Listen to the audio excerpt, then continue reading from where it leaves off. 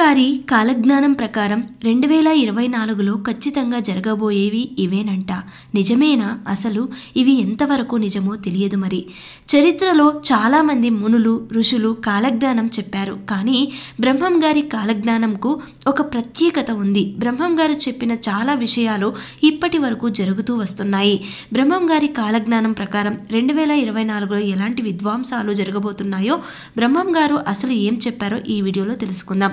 శ్రీ పోతులూరి వీరబ్రహ్మేంద్ర స్వామి రాబోయే రోజుల్లో ఎటువంటి విపత్తులు సంభవిస్తాయో ముందుగానే ఊహించి కాలజ్ఞానాన్ని రచించారు. ఆ స్వామి చెప్పిన విధంగానే కాలజ్ఞానంలోని చాలా విషయాలు నిజంగానే మారాయి. భవిష్యత్తులో ఏం జరగబోతుందో బ్రహ్మం గారు చెప్పారు. తిరుపతికి వెళ్లే దారులన్నీ మూసుకుపోతాయని ఆయన చెప్పారు. అలానే శ్రీ వెంకటేశ్వర స్వామి సంపదని 6 దొంగలు దోచుకుంటారని కూడా చెప్పారు. శ్రీశైలం మల్లికార్జునుడు భక్తులతో మాట్లాడుతాడని కూడా చెప్పారు. యాగంటి బసవన్న రంకెవేస్తాడు. మధుర మీనాక్షి జనాలతో మాట్లాడుతుంది. బనగానపల్లెలో పాతారం మీద చింత చెట్టుకి బూజులు పూస్తాయి. రాయదుర్గంలో రామచిలక వీర ధర్మాలన్నీ చెబుతుంది.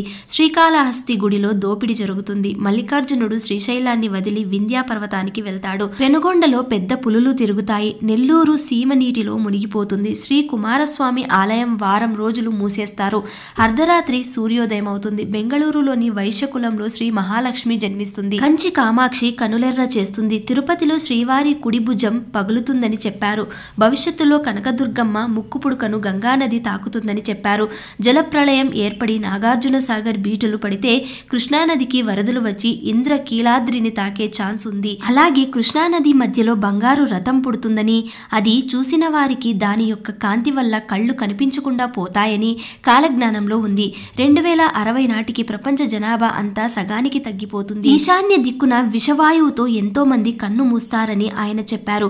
అలాగే కొత్త రోగాలు, వైరస్లు మనుషులను అతలాకుతలం చేస్తాయి. ఇకపోతే రాబోయే 2024లో జరగబోయేది కూడా కాలజ్ఞానంలో ఉంది.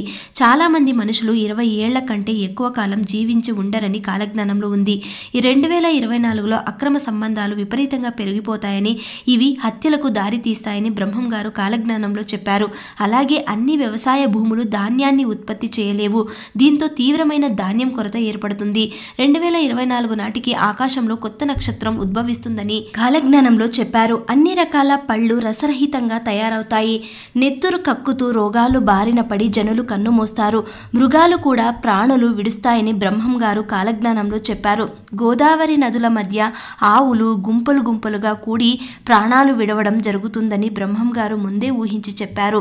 అలాగే విచిత్రమైన ఈత చెట్టు ఒకటి పుట్టి రాత్రులు నిద్రపోతుంది, పగలు మళ్లీ లేచి నిలబడుతుంది. ఇలా 8 సంవత్సరాలు జరిగిన తర్వాత ఆ చెట్టు నశిస్తుంది. ఇది మొదలు. దేశంలో తీవ్రమైన కరువు ఏర్పడుతుంది. బ్రహ్మం గారి కాలజ్ఞానంలో ఇప్పటి వరకు జరిగిన నిజాలు ఏంటంటే, కాశీలోని దేవాలయం 40 రోజుల పాటు పాడుబడుతుందని చెప్పారు. ఆయన చెప్పిన విధంగానే 1910లో తీవ్రంగా వరదలు రావడంతో, కలరా వ్యాపించడంతో కాశీని సందర్శించేందుకు భక్తులు ఎవరూ వెళ్ళలేదు. ఇక నీళ్లతో విద్యుత్ దీపాలు వెలిగిస్తారు అని చెప్పారు. అంటే మనం కరెంటు బల్బులను వాడుతున్నాం. అలాగే ఎద్దులు లేకుండా బండ్లు నడిపిస్తారని చెప్పారు. అంటే మనం ఎన్నో వెహికల్స్ నడుపుతున్నాం. ఇక వీధి బొమ్మలు రంగులు పూసుకుని రాజ్యమేలుతారు అని చెప్పారు. అంటే సినిమా యాక్టర్స్ ఎంతో మంది రాజకీయాల్లోకి వచ్చారు, రాణిస్తున్నారు. జనసంఖ్య విపరీతంగా పెరుగుతుందని చెప్పారు. దీని అర్థం ప్రపంచవ్యాప్తంగా చాలా జనాభా పెరుగుతోందని అర్థం.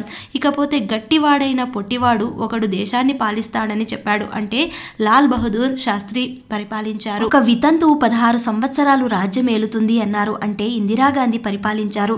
ఇక అడవి మృగాలు గ్రామాలు పట్టణాలలో ప్రవేశించి మానవుల ప్రాణాలు తీస్తాయని చెప్పారు. ఇలాంటి వార్తలను మనం ప్రతిరోజు చూస్తూనే ఉన్నాం. దేవతా విగ్రహాలు దొంగలించబడతాయి, చావు పుట్టుకలు మాత్రం కనిపెట్టలేరు అని చెప్పారు. ఇకపోతే ప్రపంచంలో ఏ వింత జరిగినా కూడా ఇది బ్రహ్మం గారు తన కాలజ్ఞానంలో ఆనాడే చెప్పారు అంటూ ఇప్పటికి ప్రజలు గుర్తుకు తెచ్చుకుంటూ ఉంటారు. కాలజ్ఞానంలో చెప్పినవన్నీ పొల్లు పోకుండా ఇప్పటి వరకు జరిగాయి, జరుగుతున్నాయి.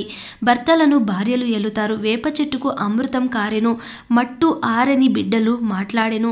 ఆకాశాన పొగమంటలు బుట్టెను, 6 మతములు ఒకటయ్యెను. ఒకరి సొమ్ము ఒకరు అపహరించెదరు, ఒకరి ఆలు మరొకరి పాలు అయ్యెను. పుణ్య పురుషులు పుణ్య స్త్రీలు బ్రతికేరు, పుణ్యస్థలంబులు చెడేను, దేవస్థలంబులు పాపాత్ములచే నష్టమయ్యెను. నిక్షేపాలు బయలుపడెను, చీమకుర్తి కుర్తి, బెజవాడ మహాపట్టణాలవుతాయి. ఉత్తములైన వారు అల్పులకు దాసితనము చేస్తారు. కాముకత్వము పెరుగుతుంది. కోటి విద్యలున్నా కూడులేక మాడిపోతారు. సర్వ వస్తువులు కల్తీ అవుతాయి. భర్తలను భార్యలు, భార్యలను భర్తలు ధనం కోసం వేపుకు తింటారు. ముండు మోపులు ముత్తైదులవుతారు. నీటిని కొనుగోలు చేస్తారు. మనుషులు పక్షుల్లా ఎగురుతారు. తిరుపతికి వెళ్లే అన్ని దారులు మూసుకుపోతాయి. శ్రీ వెంకటేశ్వర స్వామి సంపదను 6 దొంగలు దోచుకుంటారు. శ్రీశైల మల్లికార్జునుడు భక్తులతో మాట్లాడుతాడు. యాగంటి బసవన్న రంకె వేస్తాడు. మధుర మీనాక్షి జనులతో మాట్లాడుతుంది. బనగానపల్లెలో పాతర మీద చింత చెట్టుకు జాజులు పూస్తాయి. రాయదుర్గంలో రామచిలుక వీర ధర్మాలను చెబుతుంది. శ్రీకాళహస్తి గుడిలో దోపిడి జరుగుతుంది. మల్లికార్జునుడు శ్రీశైలాన్ని వదిలి వింధ్యా పర్వతాలకు వెళ్లిపోతాడు. కృష్ణా నడుమ బంగారు తేరు కనిపించెను. ఆ తేరును చూసిన వారికి కన్నులు గానుకపోయేను. ఒకరికి దుఃఖము, ఒకరికి సంతోషంగా తమలో తాము నీతులు చెప్పుకొందురు. భ్రమరాంబ సమ్మూఖమున 2 తలల బంగారు మొసలి కనిపించెను. తిరిగి భ్రమరాంబలో ఐక్యమయ్యెను. చక్రాంకిత సంభవుండైన పరమహంస ఉదయగిరి శిఖారాగ్రమందు అమావాస్య నాడు ఎక్కిన ప్రజలు చంద్రగ్రహణమని భ్రమసేరు. ఆకాశము నుండి 2 బంగారు హంసలు వచ్చి పురములయందు వనములయందు సంచరించుతూ పాపాత్ములైన జనులు చూచి పట్టెదమని పోయి కన్నులు గానక గిరగిర తిరిగి లక్షోపలక్షల ప్రజలు చచ్చెరు. ఇంద్రధనస్సు తూర్పు నుంచి పడమర దిక్కు వరకు ఆకాశమందున్న యోజన ప్రమాణము వెడల్పుగా చంగాని కోకపట్టినట్టు కనిపించెను. కొండలయందు ఘనాం ఘనామని ధ్వని వినపడెను. ఎడ్లు దున్నపోతులు లేకుండా బండ్లు నడుస్తాయి. భారతదేశాన్ని విదేశీయులు పాలిస్తారు. మాచర్ల రాజులు మదవతి కారణంగా సమస్తము సమసిపోదురు. రాజరికాలు నశిస్తాయి. ప్రజలే ప్రభులవుతారు. తిరుపతి పెద్ద పట్టణం అవుతుంది. ఉత్తర దేశాన మహాత్ముడు జన్మించి సత్య అహింసలను బోధిస్తాడు. నానాటికి వింతలు బుట్టెను.